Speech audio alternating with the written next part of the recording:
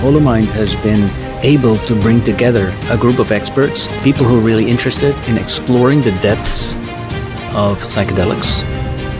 I feel it's a tremendous opportunity to educate people about what's going on around the world and to try to see about bringing it here to Poland. Panel kobiecy to myślę, że był bardzo ważny głos w tej całej dyskusji, bo ciągle mało jest kobiet w nauce, również w tematach, które myślę dynamicznie się w tej chwili rozwijają. Autentyczność prelegentów i gości to jest najbardziej wartościowe, bo te emocje czuć, słychać i te sytuacje, które są nieprzewidziane czasami tutaj, te są najcenniejsze dla mnie.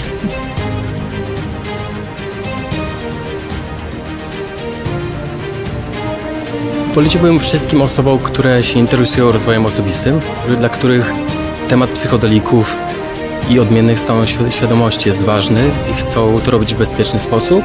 Jesteśmy czymś więcej, światem. I have never seen a conference that ends at 10 p.m. and the room is still full of people.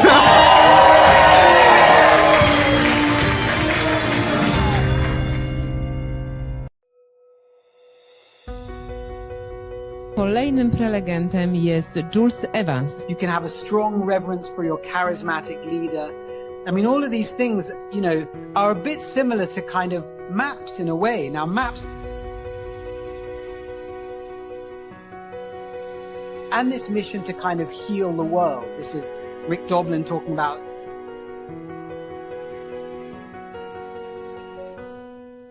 We have a question from Rick Doblin. So what kind of practical advice might you have for me and MAPS?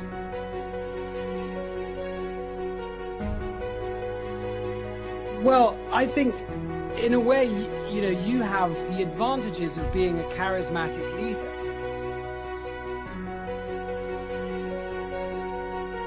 And that's what's enabled you to run MAPS for 40 years, to pull the whole of psychedelic culture forward, to raise funds for your mission.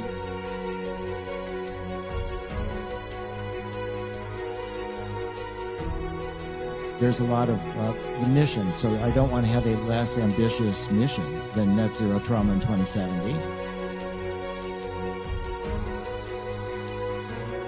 You know, and so that's part of what you said is Cultic Dynamics is having this long-term mission. I do think that the world would be better if we were more integrated with these kind of experiences that psychedelics can give you.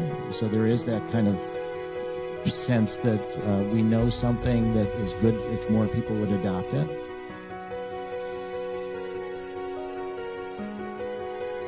Great. I've never met you, Rick, but I'd love to.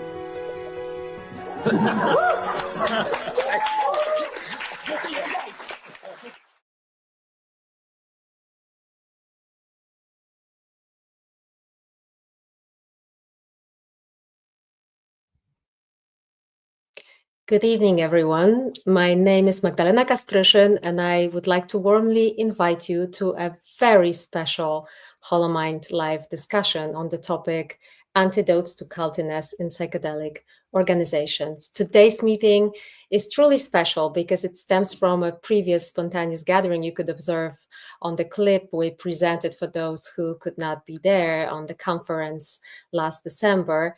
The meeting was filled with energy, goodwill, and genuine exchange of ideas.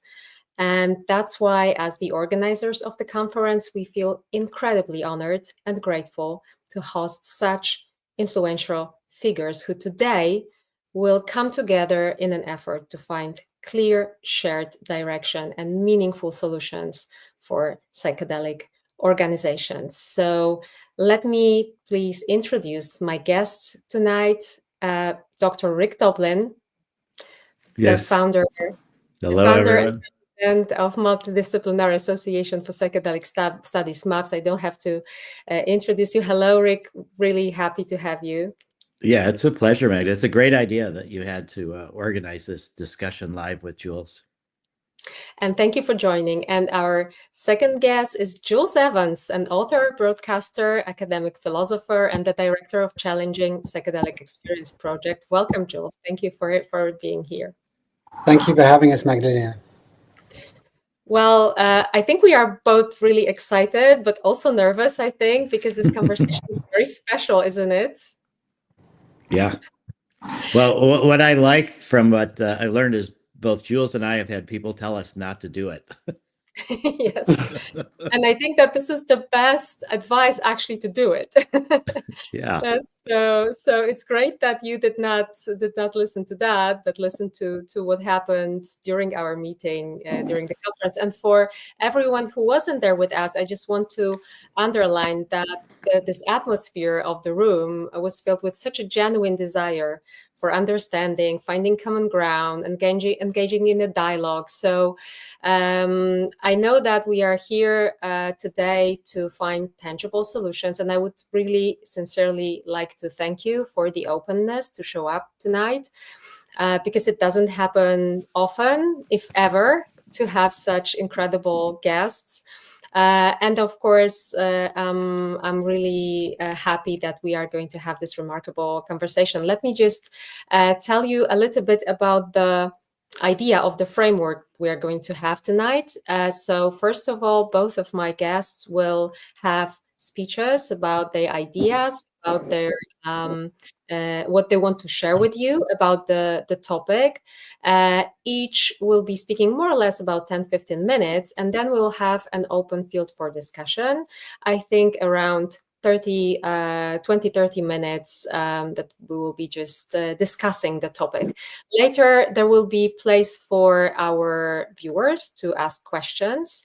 And as we are all open and our guests tonight were so kind to agree to answer those questions, I would also like to ask everyone attending this meeting to remember that the idea here is to find common solutions, to discuss, to be as open as possible, and first of all, to be friendly. So there is no space for being oppressive or for offending anyone. We will definitely not let that happen. This is a place to discuss and to find solutions. So welcome once again. I can't wait for this discussion. And if you're ready, I think that I would like to ask Jules to start with his presentation. The floor is yours, Jules. Thank you. Thank you, HoloMind, for hosting this, and to Rick for continuing the spontaneous conversation we began at HoloMind's conference earlier this year. I'm a bit nervous. Maybe Rick is too. I mean, I think both of us are taking a bit of a risk in having this conversation. As Magdalena said, both of us have probably had people asking us why we're doing this talk, but I think we both believe in open face-to-face dialogue for the good of the field. So my hope is that this conversation, that we'll find common ground around the issue of cultiness, why it's important for psychedelic culture to consider this topic, why it's come up historically and more recently and will continue to come up, and what psychedelic organizations can do to find antidotes to harmful cultiness. My second hope is that this conversation isn't just a rerun of the kind of polarized acrimony of last year and the FDA advisory committee. All of that's online if people want to learn about it. A lot's been written about it. I'm not an expert. I'm going to talk about general principles that the field can follow rather than maps in particular. Okay, so I run the Challenging Psychedelic Experiences project, which looks at trying to improve safety and ethics and reduce harm in psychedelic culture. It's a little NGO. And I also edit this Substack, Ecstatic Integration. And for that, I've written sometimes about misconduct or even kind of high control groups in psychedelic culture. So cultiness has come up as a topic in the psychedelic renaissance. Last year, MAPS Lycos was accused by Symposia in the FDA advisory committee of being a therapy cult. Roland Griffiths of Johns Hopkins was accused by a former colleague of playing the guru. Psychedelic science, according to ISA, is allegedly sometimes biased because researchers are true believers who are religiously committed to the movement. And psychedelic retreats, training programs, churches, and therapists have all sometimes been accused of being, culty.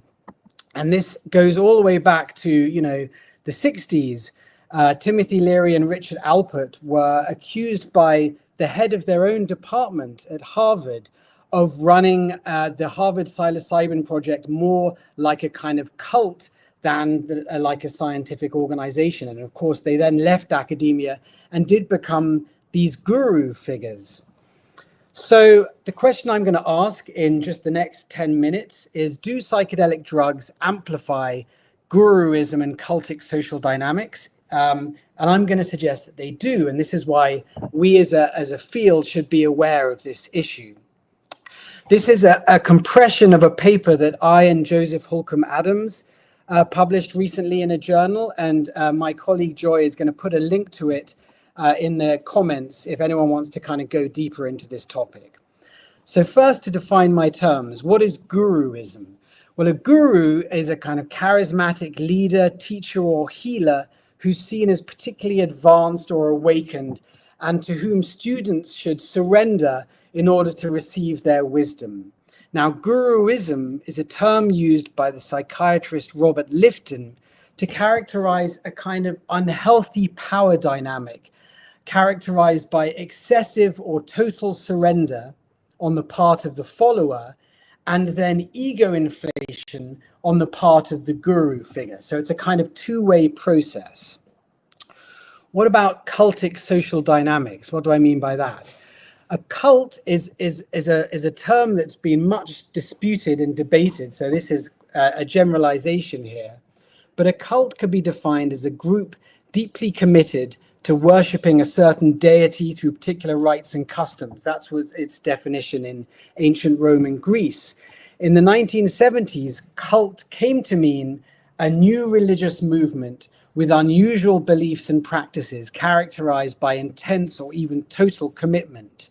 There was a lot of debate around the term in the so-called cult wars about whether the term was appropriate. Now I think it's quite accepted, and there can be cults in many different types of fields, not just new religious movements. There can be, corporations that are cults, self-help cults. There can be Christian cults.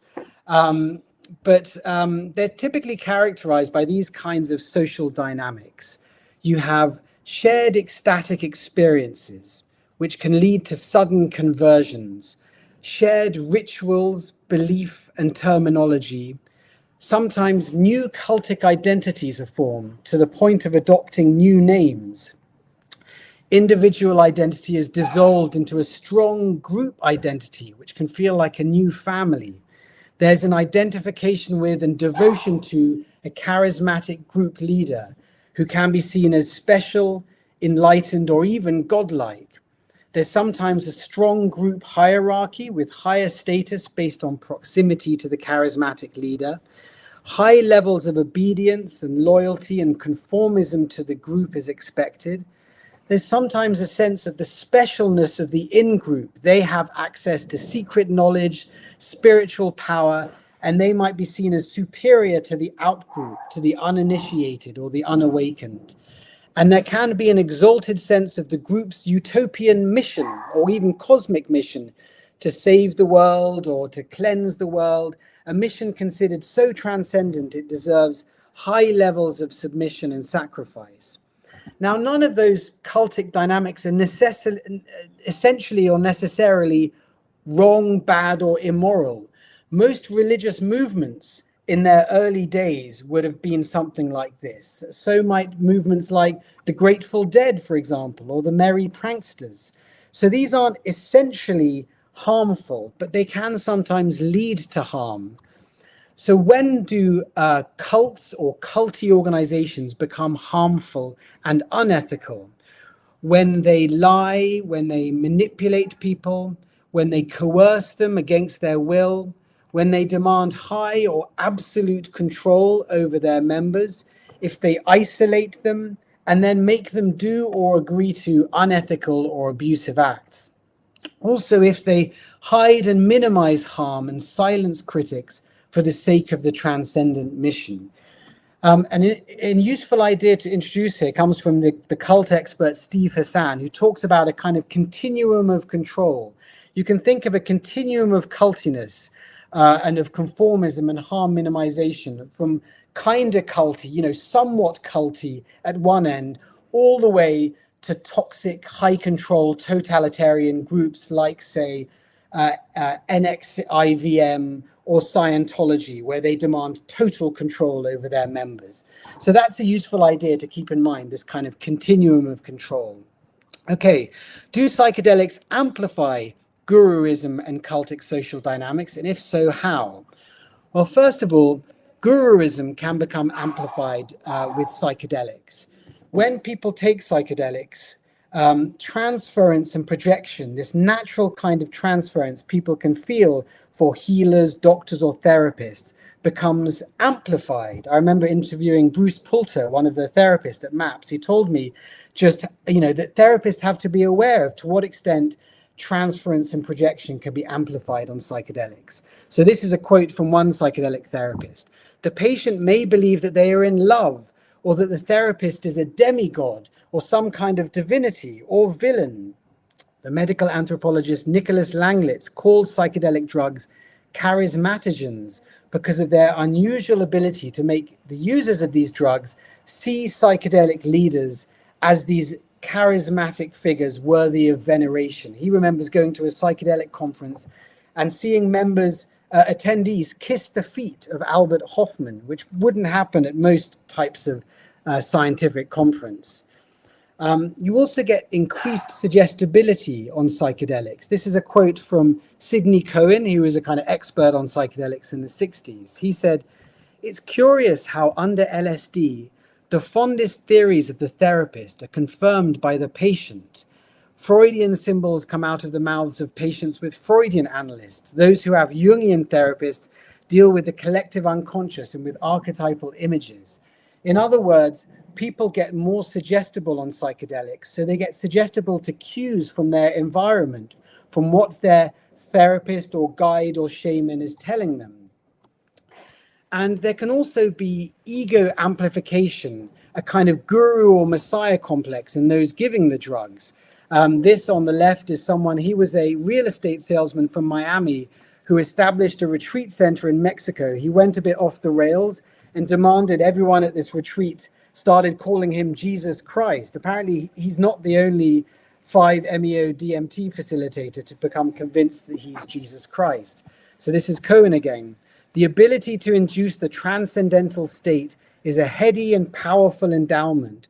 Only well-adjusted therapists without personal needs to play God will be unaffected by the potency inherent in the situation.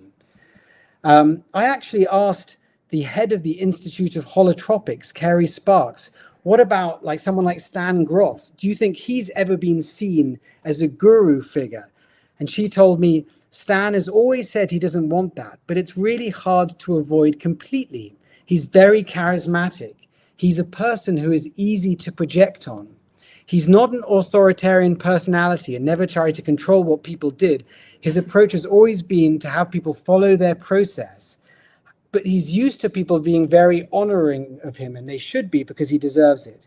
He's never done anything like tell somebody what kind of relationship they should have or that kind of culty bullshit. So what Carrie's talking about there is for leaders in psychedelic culture, there's often a lot of deference and even kind of reverence for them from kind of younger people.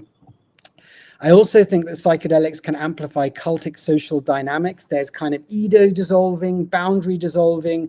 There can be the emergence of group thinking, group mind, a strong sense of group unity and cosmic group mission, a strong sense of we're the in-group and people who haven't taken psychedelics are the out-group.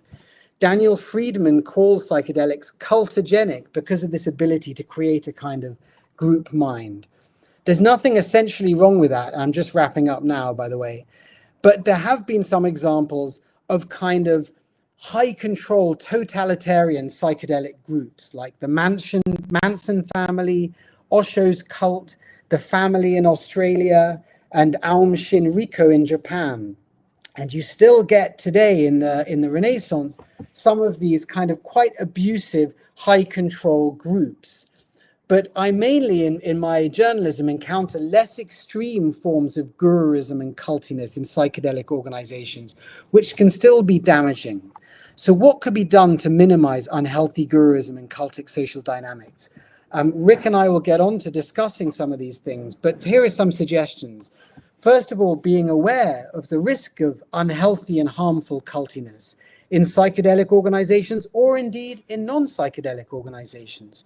Listen to your instinct and conscience when alarm bells ring, and don't be afraid to speak up. The entire culture should listen to whistleblowers and survivors and be prepared to speak up and challenge leadership and groupthink. And then there could be institutional safety guards, like having professional licenses, proper supervision for guides and facilitators, ethics codes and independent ethics boards, well-established complaints procedures, strong independent board members, cult education, transparency, robust media coverage, and if you're a guide and facilitator, listening to feedback, listening to what people tell you in case you've harmed them, even accidentally, and then having good kind of proper consequences for misconduct. Okay, that's all. This was very brief, but further reading, I recommend the work of Steve Hassan, Yanya Lalik, Robert Lifton, and Jamie Wheel. So that's it from me. Thank you. Thank you. Thank you very much, Jules. It was great in time, just, perfectly framed. So thank you for that. It's very important for us.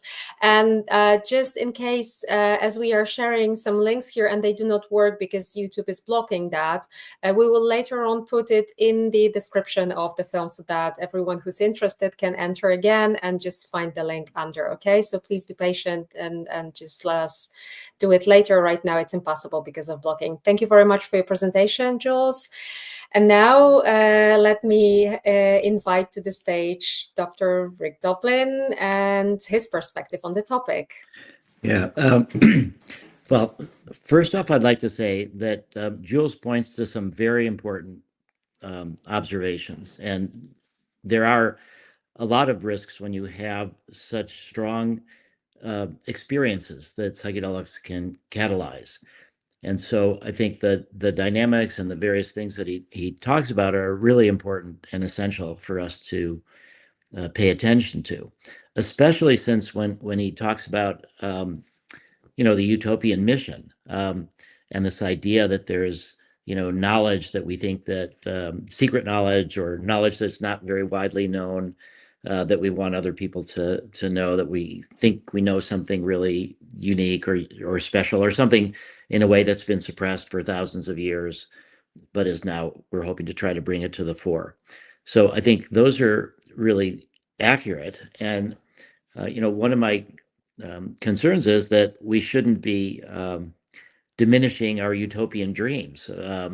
We really want to try to build a utopia. We want to try to build a better world. We want to try to contribute the information that, at least for me and for many people, that psychedelics have been able to help them grow and heal and express and feel things that they hadn't felt otherwise. So I don't think a solution is to have less utopian mission or to have less reliance on these really deep and powerful experiences. But I think this idea of secret knowledge is something that we really need to be transparent and public and try to share about it. I think the fact that both Jules and I had people close to us tell us not to do this talk is an example of how both of us are exposed to contrary ideas from people that, can question what we're trying to do. So I think that part is really healthy. I think this idea of narcissism in therapy in general, and not just in psychedelics, is something that's very prevalent.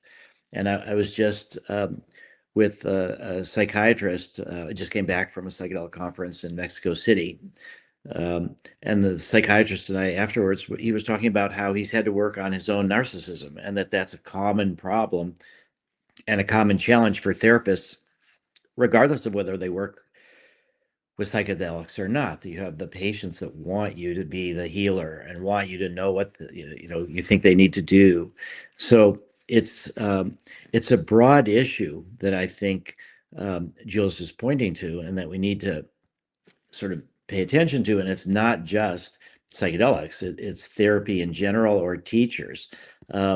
this idea of Stan Groff, who's been my mentor, and I would say, sort of my professional father in the sense of really, when I was 18, I read his book, Realms of the Human Unconscious, Observations from LSD Research, and that's what changed my life, to try to focus my life on psychedelics. So I recognize that even for me, it's been very difficult to sort of see Stan as someone that I could have a conversation with instead of just being the teacher and the pupil. I so admire him in so many ways. And it actually took me decades before I felt comfortable enough to have a really extended discussion with Stan about my doubts about transit astrology, which is something that he has written about a lot. And so I think this understanding of how I myself felt this towards Stan, and I can see that that's kind of a common issue for even how people might see me or might see other leaders in psychedelics. I think from my perspective, one of the key antidotes to cultiness is the essence of what our therapeutic approach is, which is that the fundamental understanding is that we are helping patients to learn how to heal themselves, and that the locus of the power is that they are doing the healing. It's not coming from the drug. It's not coming from the therapist. The therapists create a safe, supportive context. This is the goal, the ideal, that the therapists create this supportive context where people then can do their own work. And that can then easily be lost in this idea that then, the therapist is the healer. It's in the drug. It's not coming from the patient. And I think one of the differences in some ways between some of the traditional indigenous work with psychedelics is that oftentimes the healer is seen as the shaman, basically in the way the doctors were seen in the United States, in the last, less so recently, but that, doctors were on a pedestal, and whatever they said, you would tend to adopt and to do. But I think that in some of the traditional indigenous contexts, there's even the extreme example of where the shaman is the only one that takes the psychedelic, and then they do the healing as if they are a surgeon, and they are in touch with the spirits, and that they are the ones that are really the intermediary. It's almost like priests being the intermediary between people and God, as opposed to direct experience. So I think this concern that we see in not just sort of modern psychedelic renaissance, but in a lot of traditional indigenous use is points to these power dynamics in the therapy. And I think that this essential idea that we try to help people heal themselves, that they develop their own power. They are the source. I don't use the word guide. I don't actually think the word guide is a good term, because the guide, if you're somebody's guide, that means that you know the territory, that you are bringing them to some place that you've been before, and you are the leader and you are the guide. Whereas in psychedelic therapy, in our inner-directed therapy, which we also sometimes call self-directed therapy, the guide is the person's own unconscious. The person, they are their own guide. We are helping them with tools. We're trying to help them deal with frightening, difficult experiences, to have the courage to go in. But ultimately, it's them that needs the courage, and that we are trying to facilitate their process. And we don't know where they need to go. It's based on, their life, which we don't have as deep insights as they do. So the word sitter has been used a lot. We're sitting with, we're not guiding, although many people do use the word guide. But I personally think that that's something to also sort of lean away from, in this idea that the therapist or the healer is the guide. Then there's another part that's been kind of controversial, at least in terms of regulatory agencies to some extent, is that the guide, or again, I wouldn't use the word guide, but the therapist or the sitter benefits from their own experience. They need to do their own work in order to be helpful to their patients. Again, this kind of idea that we all have these issues, we all have these fears and anxieties and concerns and narcissism and things that we need to do our own work as therapists, as healers, to try to work through these power dynamic issues so that we can come to the therapeutic interactions in ways that are really trying to empower the person. Because what we're really trying to do, I'd say, is fundamentally different than the traditional psychiatric medicines, where you take them every day, like SSRIs. You take them for weeks or months or years, even decades sometimes, and they control symptoms. What we're trying to do is go deep to the root cause with psychedelic assisted therapy, help people work through it with only a few psychedelic sessions, with the emphasis on preparation and integration.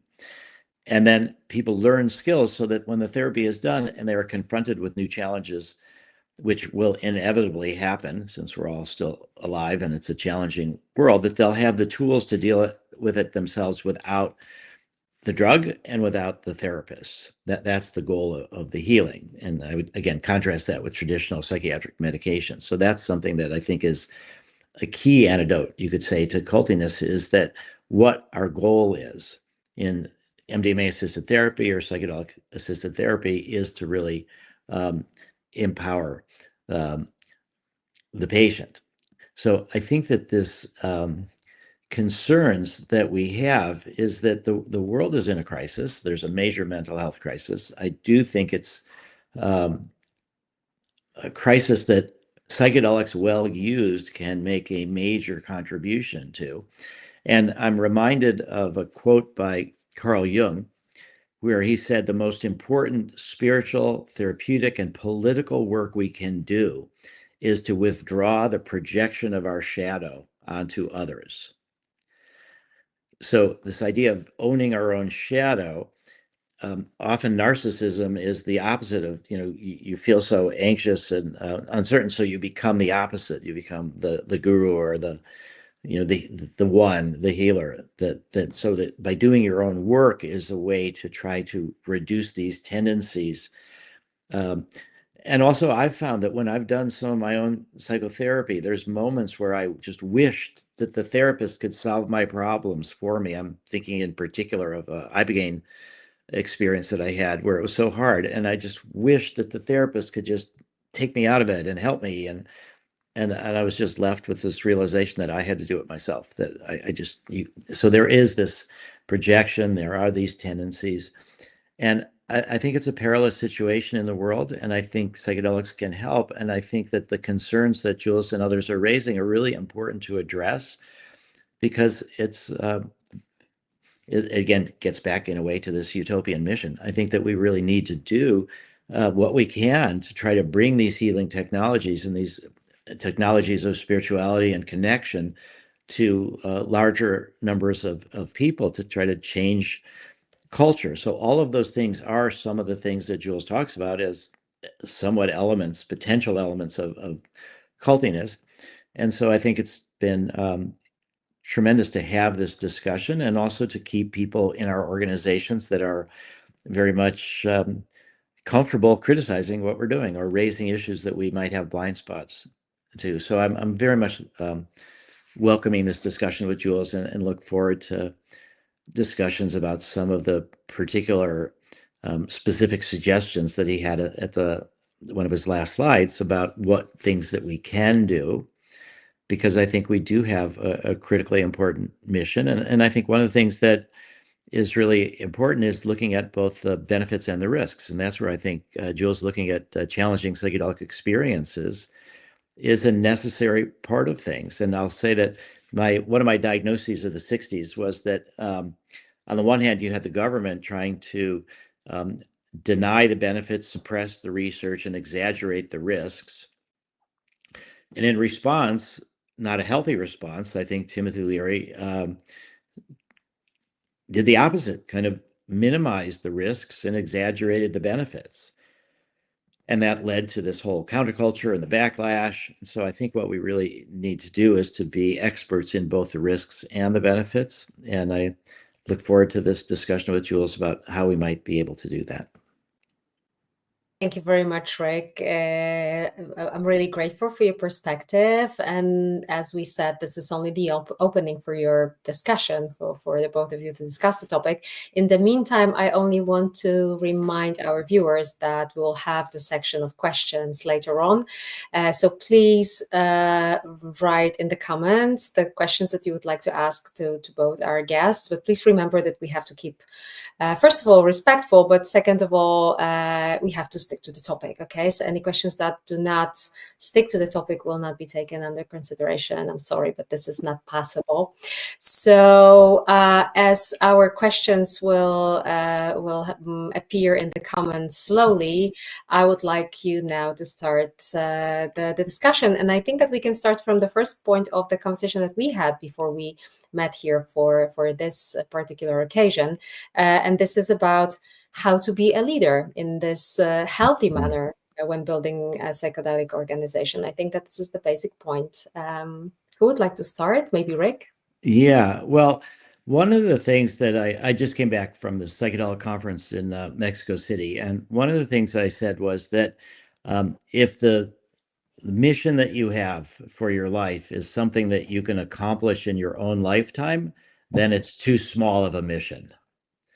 We need to really be thinking in multi-generational contexts.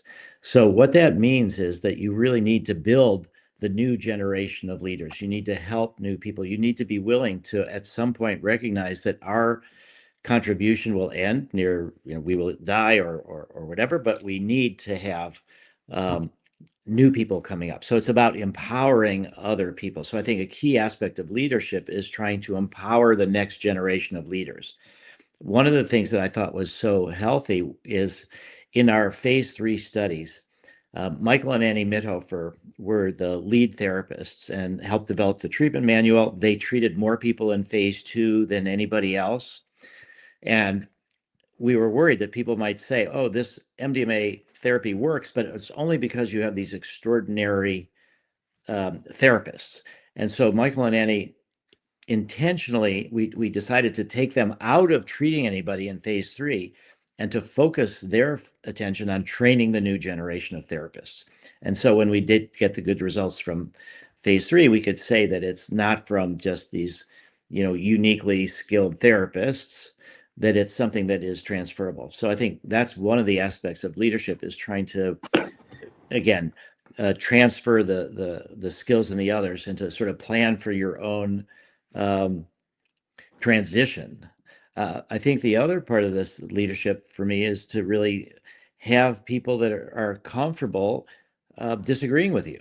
I think that's really a critical part, and that's how we grow. We all have our blind spots. But I think another part, and this is where there's this intersection with the list of things that Jules said, is that I think a leader needs to have an inspirational well, depends on the group, but it's sort of an inspirational utopian vision. I've been able to have people donate like $150 million, something like that, to MAPS to do on different things. And the way that I could do that was to share sort of a utopian picture of what is possible. It doesn't mean that that's going to be accomplished in one generation or multiple, but I think that it is important to have this idealism and utopianism about what we are trying to do. So that's where I think the danger areas are, and maybe that's a good point to hand it to Jules. Yeah, thank you. So I think charisma is fantastic for a leader in terms of inspiring people, and Rick's got charisma, and others do in the field, but and that's important. I would say there's, like Rick said, people have blind spots as well, and so even the best leaders will have blind spots. So, and will sometimes unintentionally, allow harm to happen. So, what could be? I think two things I would say. First of all, the more utopian the mission, the greater the stakes, the more there's a risk of sometimes people kind of thinking in ends justify means ways. Like, because we're going to save the world, then we're just going to it's best to keep quiet about this harm that happened. Oh, okay, so we lost Jules for a moment. I think this is technical, but I'm quite sure that he's back. Yeah, well, maybe while we wait for Jules to get back Yes. online, I just think it's a really important point of what he just raised. And so I think this idea of the mission being so important that then you suppress things that might compromise it. I think that's a misunderstanding of the mission. You know, the mission is to take a lot of these conflicts and try to help resolve them. Oh, okay, Jules is back. Oh, yes, you're back. Yes, because we lost you. Sorry. That's fine. Sorry. I was just going to say there can be sometimes a culture of, look, don't speak up about harms or you know, misconduct because the movement's too important and we're so close to legalization. But I think the culture's changed now, and there's, you know, an acceptance that it's okay to talk about kind of, you know, harms and misconduct, and that's actually for the long-term good of the field. And then the second thing I would say is, you know, kind of checks and balances against leaders' biases and leaders' power. So one example could be having ethics codes, and then having kind of independent ethics boards, having complaints procedures. I wrote this weekend about the breathwork industry, and you know, there's associations like the Global Professional Breathwork Association, and they have a kind of restorative justice complaints procedure. I think there's something similar in the world of holotropics, and that hasn't really existed yet, particularly in psychedelic culture. Most retreats, we're doing a study at the moment, most retreat centers don't have ethics codes, don't have anywhere you can complain. So I think this is an issue for the field. Like, how do people complain if they feel like they've been harmed? And because there's a lack of these avenues, what happens is kind of it builds up, and then suddenly they go to the media, or you know, and it gets very polarized. So I think the field could think about can we have better kind of procedures to process if people feel harmed. Yeah, I think that's really critical. But I think one of the challenges is that with the psychedelic field, there's both the above ground legal research, which is only a tiny fraction of what's actually going on. And then there's the underground use, which is, you know, 98% of the psychedelic use or something is underground. So the fact that we have the systems of prohibition, it makes it really difficult to figure out who do you complain to. And if you're complaining, then you're exposing somebody to having done something illegal. So right. It's particularly challenging to think about how do you develop these complaints for underground therapy. But for the research, there are systems that are available in terms of the ethics committees, the institutional review boards that are available. There's the state medical boards, the psychiatric boards, the therapeutic psychological groups that give licenses where you can complain. But also, I think we need to do a better job of complaints to the sponsors of the research. And that's something that I think is to be developed and is really important. And so what we have tried to do is to really have a patient's bill of rights, a set of code of ethics, and have it so that there are avenues for complaints.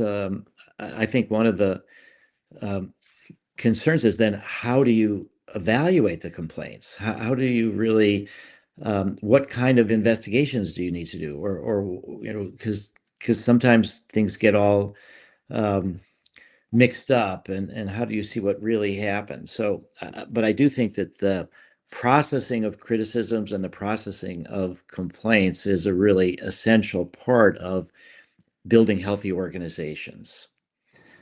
Yeah. You know, one of the things is, you know, we know that when you have like Airbnb, you know, that the people who rent this place, they can issue comments about what they thought about the place, and then the people that rented the place can have comments about the people that did it.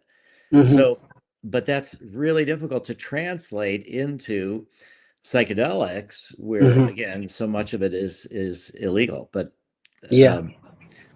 Yeah, and I think it's difficult for journalists too. People sometimes come to journalists with stories of being harmed, and you know, you've got to try and figure out what happened, maybe in a retreat center in the Amazon jungle like a year before, and that's very hard. And I think these kinds of ethics committees, it's very hard work. It sometimes takes hours and hours. They're volunteering, and it is hard to figure it out. I think one other thing I would say is just thinking about elephant traps that the industry can sometimes fall into. One thing I've seen that sometimes lead to problems, like there's been a whole discussion about psychedelic therapists' personal use. And that's giving them experience, and that's useful for them to draw on so they can describe what the patient's going to go through and they know about it. But I see sometimes a risk if, like happened with Leary at Harvard, if you've got a group doing a lot of psychedelics together, there is a risk of kind of group mind emerging, and we're really the awakened ones, the cosmos is on our side.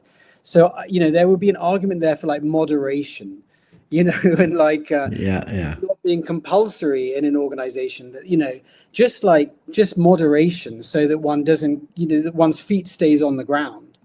Yeah, you know, I think this point that you're talking about, looking at breathwork organizations and things like that, that is really critical, because I think one of the things that was happening in the 60s is people thought that they would have these experiences with psychedelics, they would sort of be, quote, enlightened or whatever, and that was the only way to have those experiences. So only those people that did the psychedelics had this, you know, secret knowledge, you could say, and that they were more evolved and better than everybody else. And I think that was something that was pretty prevalent actually during the 60s. And I think the focus on breath work, the focus on meditation, what that does is recognize that there are multiple different catalysts for these experiences. They're not in the drug, they're not in the breath work, they're not in the meditation, they're in us, and that these are different kind of catalysts. So once you can get away from, oh, I've got the one right only way, and only people that have done what I've done know what I know, and if you haven't, you know less than I know.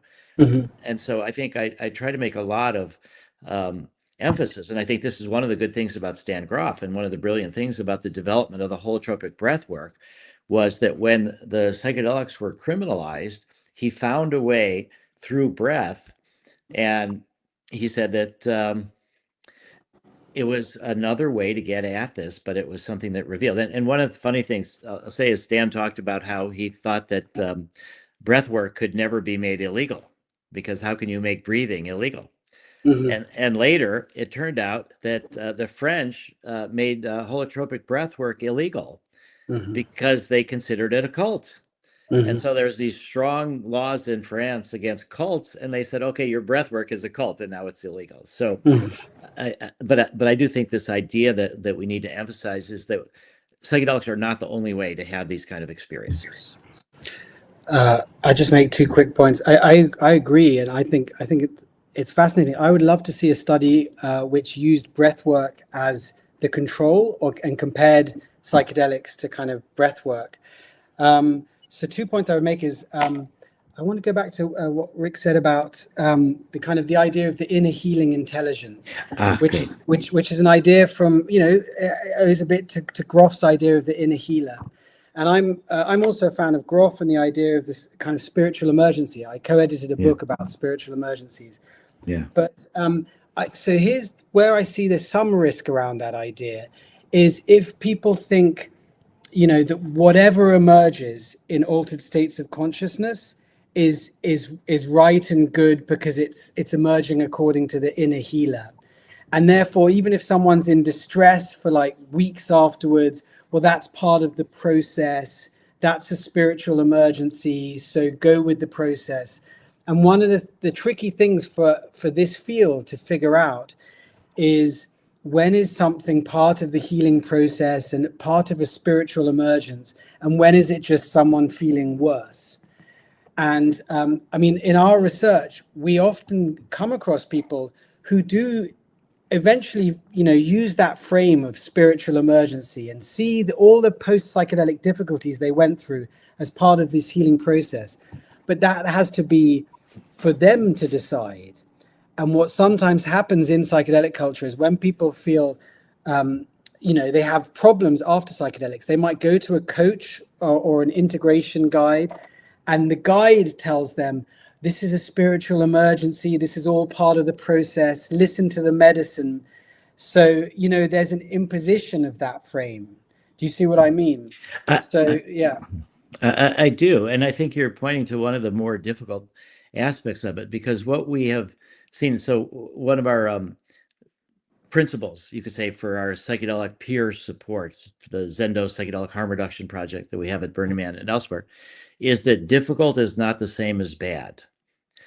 But what is the difference? And I think the difference is resistance. When it's something difficult that you are supported, you experience it, you can process it. When you start to resist it, that's when it gets frozen, and that's where you can be worse off for weeks or years afterwards. You can have a very destabilizing psychedelic experience. But I think the deeper answer to Jules, what you're saying, is that there has to be this sense that the person themselves chooses whether to go into it or not. That we try to, so we talked in the few minutes before this, before we did this in a public way, was about Salvador Roquet. And Salvador Roquet was a Mexican psychiatrist, and his approach was intentionally provocative. He would show Jewish people scenes of the Holocaust, things like that. So it's like this idea that we're going to make things difficult for you so that you would normally look the other way, but now you're going to have to deal with it. And I think that's in contrast to this idea of the inner healing intelligence, that we support whatever's emerging. And it's from what people bring. It's not that it's imposed on them. And you talked about Bruce Poulter. And so I just was in Mexico City with Bruce and Marcela Otalora, his wife. And Marcela gave a talk on the inner healing intelligence and how it appears in multiple different therapeutic approaches, not just psychedelics. And that it's something that's not, nobody has to believe in it. But it is kind of the idea that what's emerging, there is this wisdom to it, and that we want to support people to experience it. One of the advantages, I think, of our therapeutic method with the 8-hour sessions is that there's enough time. If people start feeling resistance, they can just turn their attention elsewhere, or they could, now that's easier with MDMA. So with LSD or ayahuasca or things like that, it's you just pretty much need to surrender. But you're not surrendering to the guru. In a way, you're surrendering to yourself, to this experience. But if you don't feel like you're ready for it, there's a lot. Then you can, with MDMA, it's easier. And because you have such an 8-hour session, you can come around at it 3 hours later when you've done other work.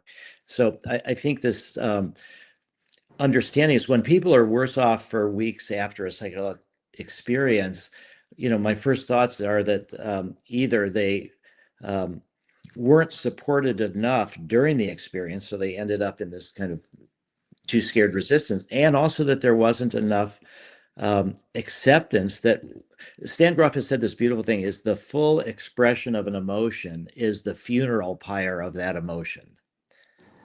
Meaning that if you are feeling scared, then just feel scared. If you're feeling trapped forever, just feel that. And once you can let that in, then it will change. Because life has changed.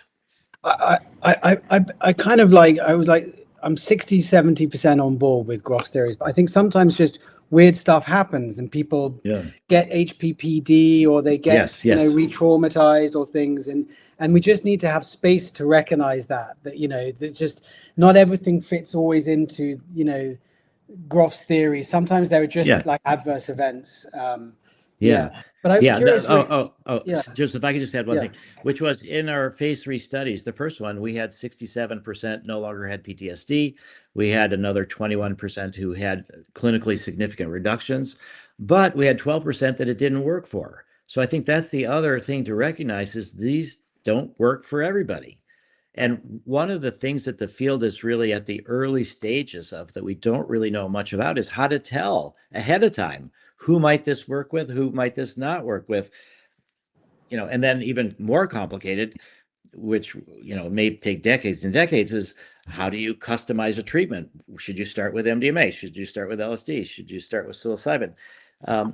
but I also think that this knowledge that it doesn't work for everybody is really critical, and also that we're still at the pretty early stages of learning things. And I've had moments where I've been really terrified in my psychedelic experiences, and I was just like holding on, like white knuckled, and I just didn't have the courage to let go. But it often feels like when you do let go, you could actually die. People confuse ego death with physical death a lot of times, that it feels like you might actually be dying. So we're confronting some of the deepest fears and how to support people through that. I think the key thing I would say is that they have to go at their own pace. Mm-hmm. I very much believe in the idea of a kind of safety net, whether that's peer support or specialist clinics, more information. I want to go to something about, the idea of licenses as something that maybe could, improve safety. Well, first of all, given what you said about the underground, how does one improve safety and ethics in the underground? Are there, it's just harder. I mean, obviously decriminalization is a big one because people are more prepared to report misconduct or wrongdoing. Are there other ways, do you think, that we can improve safety and ethics in the underground? And then what do you think about kind of licenses? Do you think that psychedelic medicine should only be done by licensed? Okay, that's a good point. Well, I do believe that the best way to address concerns about the underground is to bring it above ground. And I would go a little bit further than decrim. I would go towards legalization and legal access, and particularly with pure drugs, peer support, honest drug education. But we're a long way from that. So how do we actually do that? And I help with the underground. And what I've just said to some of the people that I met in the Mexico City conference is, in some ways, the real heroes of this movement are the underground therapists.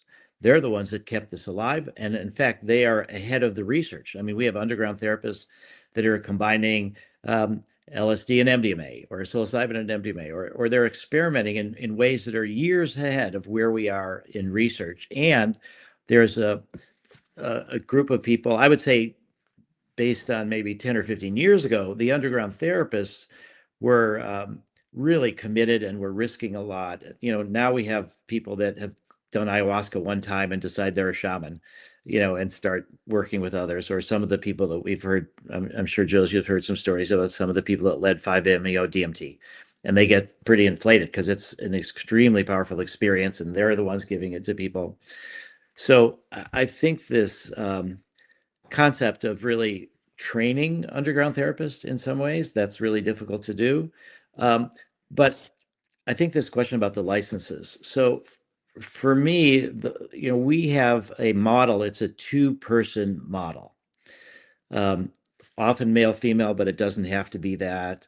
And the way it is right now with the FDA is that one of them needs to have a license and the other doesn't need to have a license. The other person needs to be in a program to get a license, or they have to have 1,000 hours of behavioral health experience. So I think that the 2-person team is not twice as good as a 1-person, and it's more expensive, but it is more effective, and it's in some senses safer, I think. A lot of the underground therapists work as individuals. So I think that this concept of having somebody that doesn't have a license, it places more responsibility on the person with the license, because if they are responsible for the actions of the person without a license. So let's look at indigenous cultures. People are apprentices. People want to learn to be psychedelic therapists. They apprentice sometimes for years at a time or longer, with loads of their own experiences. But the responsibility for what the unlicensed person does is in the hands of the person with the license. So now let's be very specific. So we had one situation of roughly 400 patients that we've treated with PTSD. One situation that we're aware of a therapist having unethical sexual boundary violations with a patient, and that's quite well known. And that person did not have a license. And that was also a husband and wife team. So I think some of the lessons that people have drawn are, I think it's overgeneralizing. So I think one of the solutions has been to say only people with licenses. So in this particular case, the doctor, the wife with the license, lost her license because she was held responsible for what the unlicensed person did. So I think that's the situation that we really need to move forward with, this idea that if you are unlicensed, that you're working under supervision of somebody that has a license, and that they could lose their license. And that is what happened in this case. I think the other people, some people have said, well, we don't want married couples because they're more likely to cover up for each other. But at the same time, they might be less likely to cover up with each other. If you see your partner doing something unethical sexual with some other person, you might be more likely to report it. So I think we have to be careful not to overgeneralize.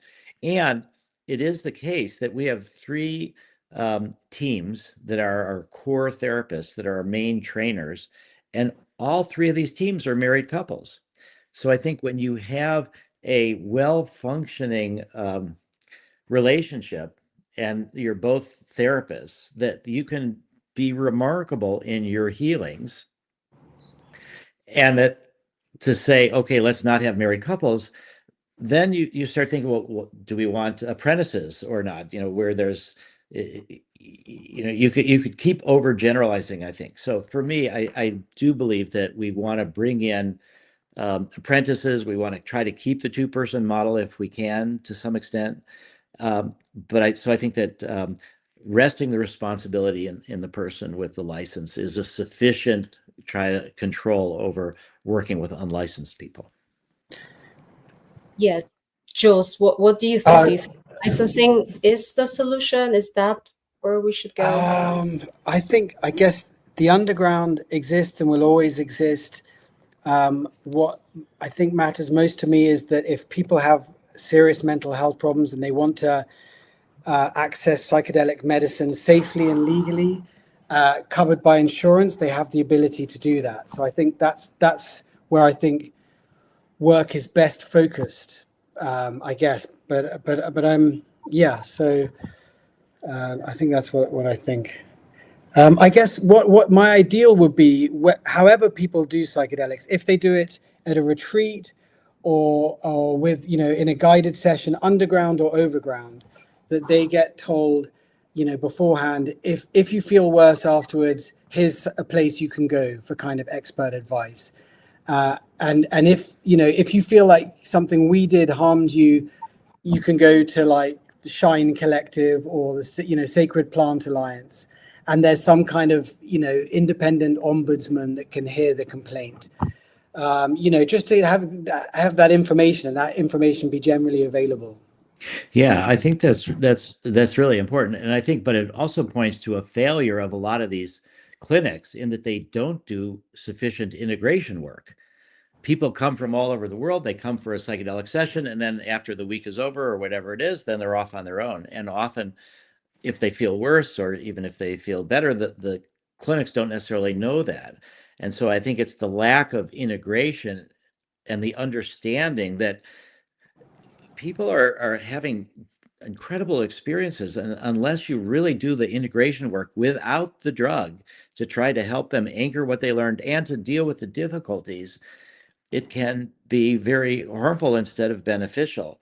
And so I think not just having, I think it's critical what you're saying, Jules, to have places where people can complain, but it's more about the clinics themselves should ideally be investing more in the integration process afterwards, because you are helping people deal with some of the most painful things in their lives, and they're desperate for help often. We've had people that have said in our studies that if the MDMA didn't work, they were going to commit suicide afterwards. So that's also something that you could say is a vulnerability. We've got people that are so desperate to get help, and if it doesn't work, they're going to give up. And so how do you properly support them? But at the same time, do you say they can't come into the therapy? Then you're sort of saying the worst cases, that the hardest cases we don't want to deal with. So I do think that I would put the emphasis both on places to complain, but also there's this growing field, which is really good, of psychedelic integration. Mhm. Because people can do that legally and say, I will help you integrate your experience. Yeah, And yeah. they're not actually, I don't mean just complain. Like, I mean, if Yeah. not just issues of misconduct, but just if they feel worse. There was a CBS yesterday, 60 Minutes, about heroic hearts, 9 veterans who went down to Mexico and took part in a retreat, and 8 felt much better a month later, and 1 felt worse. But I think it, like, psychedelic culture needs to also remember the one who feels worse and make sure that they get help and support too, and don't feel like they've let down the movement and just shut up, and that we've got a responsibility to that one as well. I totally agree. And I also think that there has to be this sense of practicality, like with everything else. Even antibiotics don't work for everybody. Nothing works for everybody, and we should be confident enough that it works in enough people that we don't have to say, "Oh, this is the panacea and it works for everybody." And I do think this. Let's specifically now talk about ibogaine, which has particularly risks from the heart, and people have occasionally died. So that you have to really think about administering ibogaine in a highly medicalized setting, so that when those rare cases go wrong, you're prepared to deal with them, instead of just saying, "Oh, that's an acceptable casualty because it's helping so many other people." But as much as you were talking quite a lot about different procedures that might be super helpful, and I strongly believe in procedures to support, first of all, people, and give them some kind of reassurance if anything goes wrong, they can refer to someone, some independent authority or a place that they could be listened to. Listening to your conversation, I was just wondering whether this is really a cure for Guruism, because it might go to the opposite side, going into more corporate culture, like, based on procedures, and, missing the core what psychedelics actually are about. So do you see something in between possible to be created? Well, I'll start maybe by saying that what you've just described to me, or what you described, reminds me of Johnson & Johnson's approval of S-ketamine, because they've approved it without therapy at all.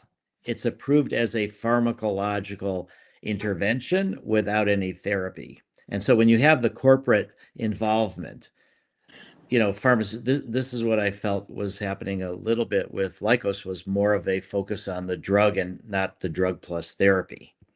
And I think that's a real danger. And that the traditional pharmaceutical companies, in specific Spravato, the nasal spray of S-ketamine, was developed without therapy. And I think that is the kind of situation that really is more dangerous than when you combine it with therapy. And so we have to be very careful as this becomes adopted more and more by pharmaceutical companies and traditional approaches. If they just focus on the drug and not the drug plus therapy, there's going to be more harms than there needs to be. And I think the benefits will be mitigated.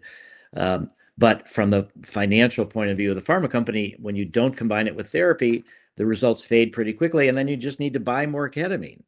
So that's the traditional pharma model, and it works for them. They're like, "Oh my God, S-ketamine is about to have $1 billion in sales." It's considered to be, a blockbuster drug now, $1 billion in sales from Spravato, but it's not been brought in a way that is what's best for patients. It's been what's best for the pharma company. Yeah, I mean, Jules, yeah, please, because no, that's fine. I don't have much to add. I guess I'm, there's a balancing safety and cost, like, that psychedelic therapy could cost tens of thousands. And I know people have thought about group therapy, and that's interesting, but that can go different kinds of ways. I interviewed someone recently who took part in a group therapy trial, and there was someone else in the trial really screaming, and they found it off-putting to their they were so hoping this session would be helpful.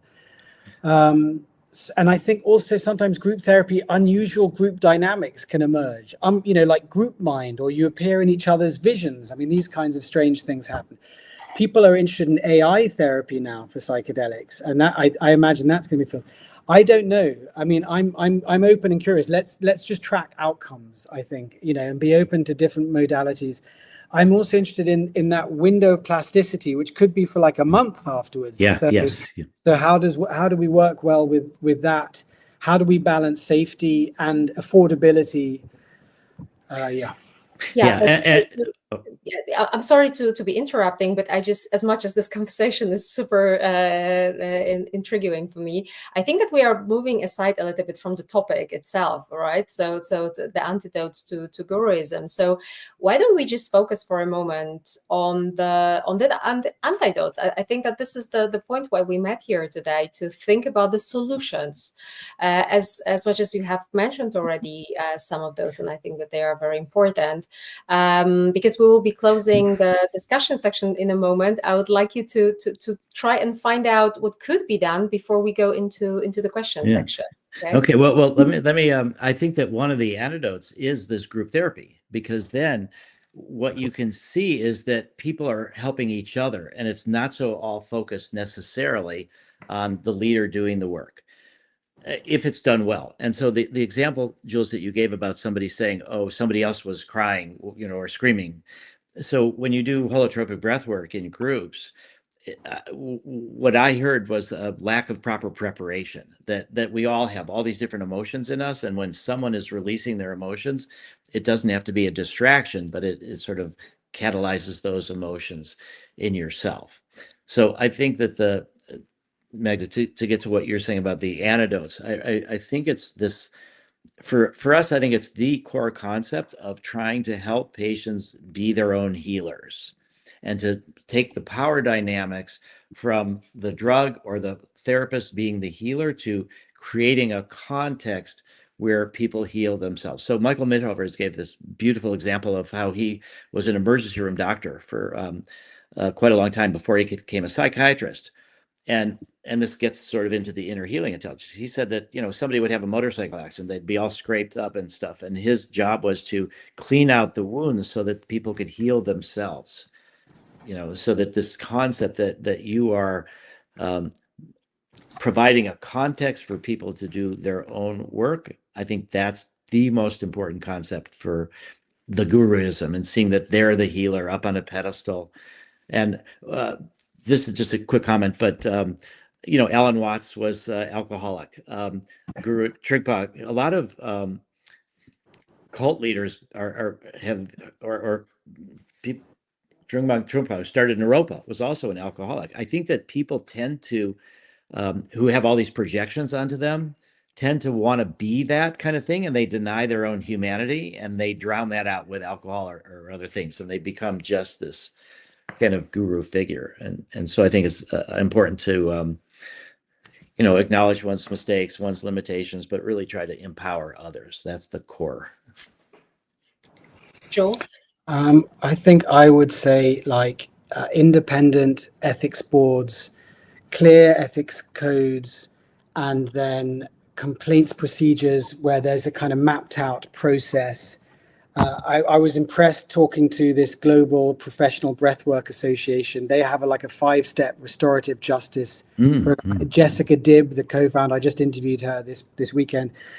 I would love training courses, retreats, clinics, NGOs, all to have some kind of, ethics code and complaints procedure. That's not going to stop everything. Let's not be over idealistic, but I think it's something. So if you go to a retreat, this is what I can expect, and if a facilitator hits on me, that's a breach of the ethics code because it's there on the website.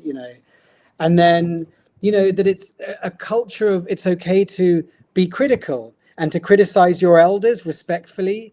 It's the same in the world of meditation and meditation science. There's a lot of deference to elders. I went to a meditation conference, and John Kabat-Zinn was really this guru figure, and then the Dalai Lama came in, and everyone just rose to their feet in silence. And but science is critical, isn't it? I mean, it's okay to criticize even your elders. It's okay to kind of kick the tires.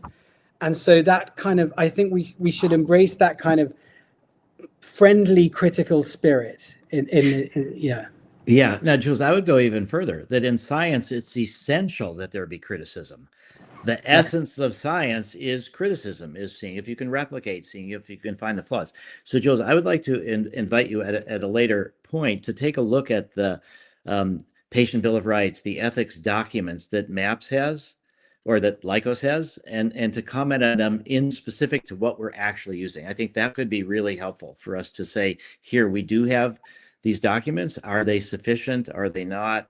So I'd really like to invite you to be engaged with us. Now, there's a big struggle right now for the control over Lycos, and we're trying to move it more in a public benefit direction. And so, what that means to me is that there be even more focus on what kind of ethical documents and patient bill of rights and processes. So as we move forward, I'd like to work with you more closely on our specific documents. Thank you. If MAPS will have me, I'm sure there are people who are saying, "What are you saying?" That'd be interesting. I mean, I'm for constructive engagement. I'm curious. Maybe people have questions. Maybe they feel that we're, two old fogies like banging on, like what people think in the comments. Maybe we're missing the points here. So. I think that trepidation. I wonder what questions there are in the comments. Yeah, there are plenty of questions, and as your conversation was fluctuating and floating to different directions, I think that this is the natural way of a conversation, not to be just focused on one topic. That's quite natural. So I also appreciate that. Yeah, there are plenty of those questions. But before we go into this section, I was just wondering, when you were exchanging ideas and we went into the solutions, I was just about to ask you about how feasible that is. So we have some solutions, but how do you want to put them into practice? And then here you go. It's there is this is what amazes me the most in this interaction between the two of you that I've noticed at the conference, and it's continuing now that there is a common ground for further steps. And I would really like to see that, because I think that the only way to actually proceed is to see all the sides and actually have this even strong criticism, but just fair, right? To move forward, to be able just to be better. And I think that no organization and no individual also would not progress without any criticism being faced and just used to further development. So I'm really happy to see that happening, this historical moment, I think. Yeah. And I hope that we will be following this. So, we will definitely check on you, how you are doing with this idea. But yeah, I think that now it's about time to go into the questions. And actually, what you were just mentioning just a second ago, Jules, and it really was a strong point at the very beginning of our conversation, was the fact that some of the people that did advise you not to take part in this conversation. And the first question is actually from the very beginning of our meeting, and it goes like question for both of you. So maybe I'll just ask both of you to refer to questions, okay, so that you both have a chance to comment on them or reply. So the first question goes like, what were the concerns of people who counseled you not to engage in this dialogue, and why would anyone think it was a bad idea? Why were you unpersuaded? So that's a good question, I think. Well, it was very polarized last year, and there were people who saw the other side as the enemy. As bad people. So there are people at MAPS who think don't trust me. Yeah. And there'll be people who'll say, well, Rick will just defend MAPS and there won't be a dialogue, and so this won't be helpful or constructive. And I imagine there'll be people who said that Jules is a yellow press sensationalist journalist, and that he'll just be like some gotcha attempt, and he'll, so something like that. Was that what you heard, Rick? Yes, exactly. Exactly. Yeah, and but I think there's another part of it, and I'll go back to that there's this concern that it would just be back in the old polarized way, and that there wouldn't be an attempt to find common ground. And I think one of the weakest arguments was, oh, if you do this, you just bring more attention to the criticisms. And so my response to that is what I just said before. Science, the essence of science is criticism. You must criticize, challenge your ideas. Science is about disproving what you think is true. That's the whole idea of these control groups and stuff, and all the scientific methodology to try to reduce experimental bias in different ways. So I think people were like, oh, you're going to just give more attention to the criticisms and there won't be any kind of productive dialogue. That was probably one of the main criticisms that I got, multiple people urging me, not to engage in this for fear that it would just be a platform for mean-spirited criticisms, which it's not been at all. And so I think it's really good that I ignored that. But again, I want to point out that we have organizations where both Jules and I were exposed by people telling us not to do it, which means at least we're in touch with contrary views in our own communities. Yeah, definitely. Yeah, I'm really glad that you did not take those advice. So that's wonderful. But yeah, the next question, and in the context of Guruism, what would be the red flags to look for in facilitators when people look for one? What would you say? There's two good resources here. Jamie Wheel has a list, a kind of cult watch list, and Leah Friedwoman has a also list of red flags and yellow flags to, when you're looking at retreats. So if people can find them. But what else? What do you think, Rick? Well, I think one of the biggest red flag for me is that somebody says, I'm the one that's the healer doing this to you. Now, I had prostate cancer and I had caught it early, but I had surgery. So in this case, the surgeon did to me what I couldn't do myself. And that kind of approach, made sense. I can't do this. There's the surgeon that he was the healer. But I think in psychedelics, the biggest red flag would be that the shaman says, I'm the power, I'm the healer, it's all coming through me and I'm helping you heal, but it's me doing it, as opposed to me trying to help you. And I think this idea also that when people start saying, this is the only way you can get here, I have a monopoly on this state of consciousness or this particular pathway, and I'm the only one that can do it. And this is something unique that only comes through this way. That I'd be very worried about. Yeah, lack of transparency about what they're giving you, what their protocol is, what might happen in a session, what you can expect in terms of kind of ethics. Any of that lack of transparency, I think, is a red flag. Yeah. Yeah. Also, we should just say, if somebody says, hey, this works for everybody, and if it doesn't work, okay, if it doesn't work, it's your fault, because one of the people that invented prolonged exposure, without naming names, had this idea that the technique works for everybody. And if it doesn't work, it's the patient's fault because they didn't stick to the program. That's kind of a red flag also. Maybe the therapy approach doesn't work for everybody. Instead, to say, oh, it didn't work because the therapy is perfect because you failed as a patient. We even have this whole concept of treatment resistance. And that word means that people are resisting the treatment. It's a terrible word because it implies that the failure of something to work is the patient's fault. They resisted the treatment. So it's baked into the language that we have of science. One of the problems that Compass is having, doing the psilocybin, it's for treatment-resistant depression. And so to prove treatment resistance, they have to have been through multiple pharmacotherapies, psychotherapy, they have to have failed multiple times.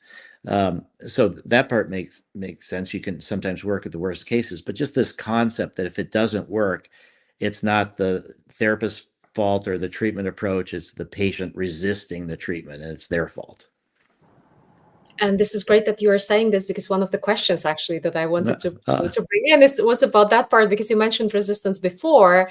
Yeah. And one of the questions is about that, to ask you to elaborate on that a little bit, whether it's blaming the patient. So it's actually what you were trying to refer to. Yeah, well, I think it's super scary to confront your traumas, to confront your fears, even if you're perfectly sort of healthy and you take a large dose of LSD or psilocybin, this ego dissolution, you're letting go your normal frame of reference. And so I think this idea that people will, I mean, I've experienced a lot of it myself, that it's too scary to go further. And but at least for me, I was like, well, I need to strengthen myself. I need to, but it's not the drug's fault. So I think it's not the patient's fault. It's often that either the preparation wasn't sufficient for people to feel safe, or that they're confronting stuff that's so difficult that it's to be expected that they're resisting, and that they may need more time, or you may need to switch from LSD to MDMA, or mix LSD or MDMA, something like that. So resistance doesn't mean it's the fault of the person. It just means that they're struggling. They're not feeling either safe enough, or the dose is too high. Sometimes, a lot of times, people think that the higher doses are better. Mm-hmm.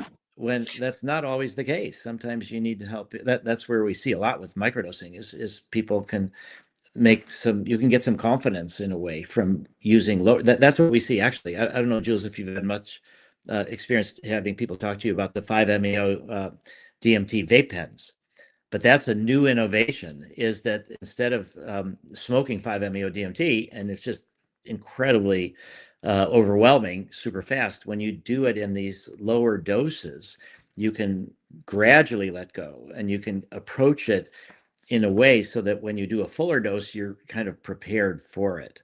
So there is resistance, but I think it's not necessarily the quote fault of the patient. Yeah, but I think that the blaming part would actually take place if there is this improper person as the facilitator, and even the guru figure would blame you, right? So I think that I don't know whether you'd agree with that, but I think that would be also one of the points to look for if you have some, let's say, idea that might be a guru one, right? Yeah, I think you've got to be careful with the idea that harm comes from resistance, because that could be weaponized by some guy in a retreat in Mexico saying, right, you're resisting, so I'm going to give you a massive dose, then you'll surrender. So it's just respecting people, respecting the patient and the client and their autonomy. Mm-hmm. Yeah, you reminded me of something else, which is that when people have this encounter sort of with a spirit or something, or they think that they're being told something, I think that we should never be surrendering our logical mind either. That this idea that it's just about this experience, and so whenever people get this message, there's a tendency to think it's entirely true. And I think we need to reinforce people's critical facilities. So after the drug is over, you really need to think, is that true? Do you really believe that? Is that something that maybe was from the moment, but it's not a fuller picture? So this idea that whatever you hear, you hear it all the time. Somebody, the spirit of the mushrooms told me this. Well, but you can't surrender your own critical facilities. You just can't take that out. Does that make sense? Do you do your work afterwards? And so that would be kind of a red flag for me if people are like, oh, whatever happened is 100% right, and it's not seen through any filters, and you don't even need to think about it anymore. And this idea of surrendering your rational mind, because these are such deeply profound experiences, they go beyond rationality, but we need to bring our rational mind to whatever happened as well.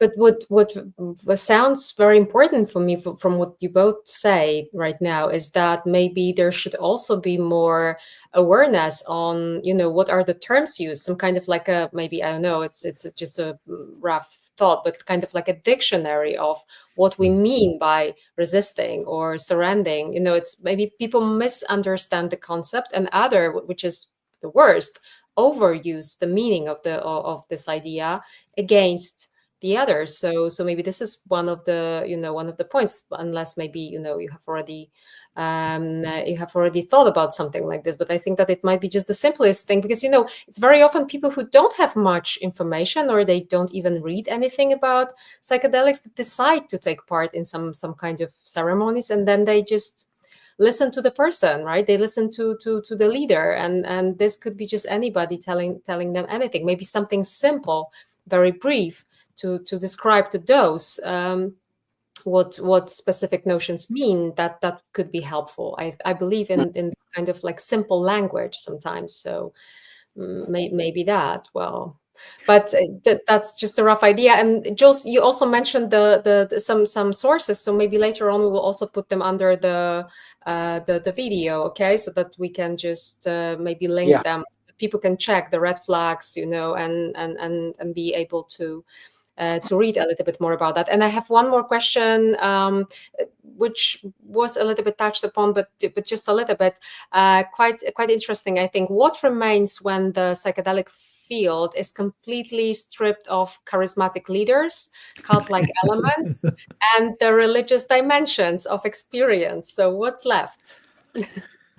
So there's the Nicholas Langlitz, whose work I referred to earlier. He said that we're going from the kind of charismatic freewheeling era of the kind of 70s to this more bureaucratic professionalized era, and something is gained and something is lost. And what's gained is hopefully better safety, but what's lost is the experimentation, the innovation. Rick's somewhere in between those two phases. He's a charismatic, freewheeling figure who's also part of this professionalization of the field.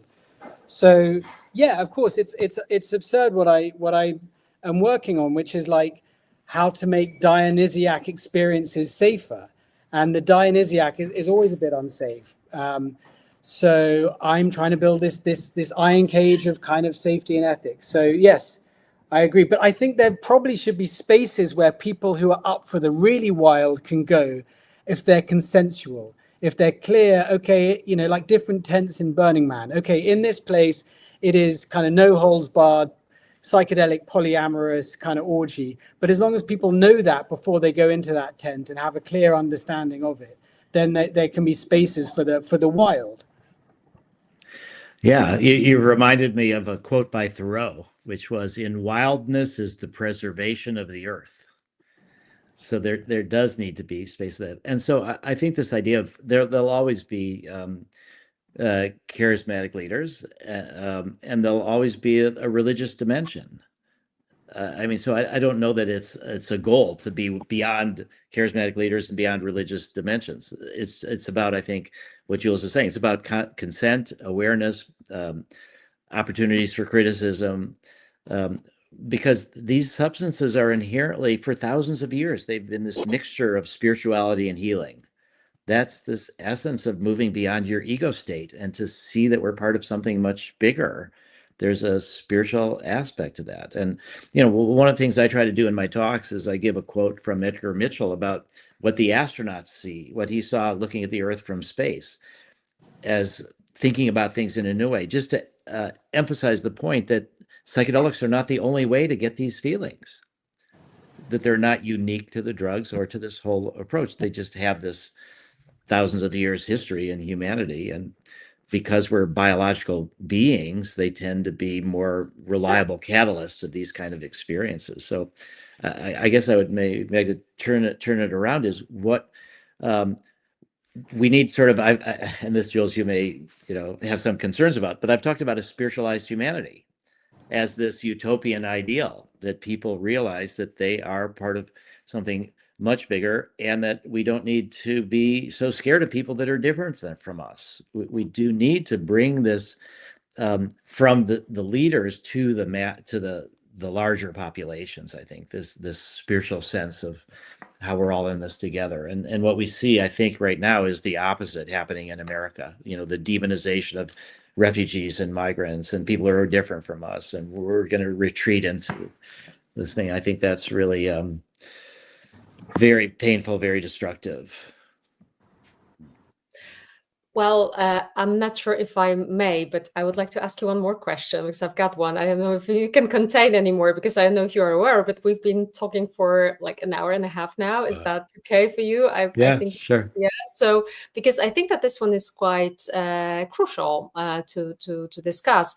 What can people do to avoid treating any inspiring leader in a way that would increase the probability of that leader? I think that we have mentioned that this projection of people over someone who is already charismatic and maybe not aspiring as a culty like leader, but still there is this kind of a pressure from the people themselves. So when we turn the tables, what can the people do?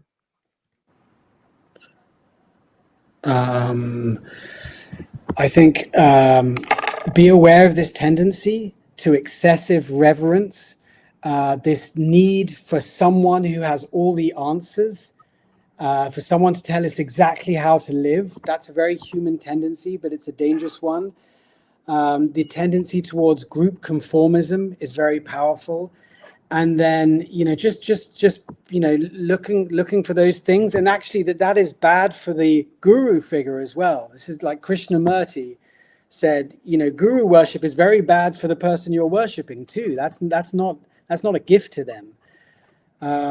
So those kinds of things. And then when people do speak up and criticize, not demonizing them. I mean, I'm just conscious that, in the last year, the acrimony that I'm sure, Rick, you felt like, unfairly attacked, and people forgot that you were a human being. And some of the critics too got a lot of, a lot of criticism, a lot of public attack. There was a lot of acrimony. So just remembering that we're human beings on all sides, I think is something I wanted to mention as well, on both sides of that acrimonious dispute. Anyway, I went a bit off topic, Yeah. but yeah. No, that's good. I think the this idea of helping people reclaim their own power, in a way, you're giving away your power when you give it.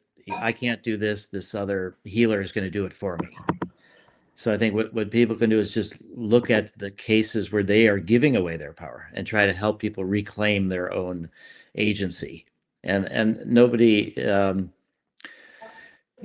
knows everything, and nobody's the right person for everybody, or the right healer for everybody. So it's for people to do their own, as much as possible, to try to reclaim their own power. And that is what we hope to do by helping people learn how to be their own healers, and to be the source of the healing is within them, not within the drug or the therapist. What you have just both said reminds me of a very intriguing moment that I had once walking the street in Warsaw, when I saw a big poster of some kind of a film about Jesus, and there was a huge figure of Jesus there, and somebody put a quotation on it saying, "Question everything." So as if like Jesus said that, like it was the advice. And, I looked at that and I thought that's kind of a good advice, maybe not to extend like, to cross out all the possible, options for advice. But basically, I think asking questions in the first place, maybe without too much of a criticism, but just asking questions is a good idea to avoid problems, I think. So, Yeah, one of the things that Timothy Leary was known for saying was, question authority, think for yourself. Yeah. He was very much for the individual over the group.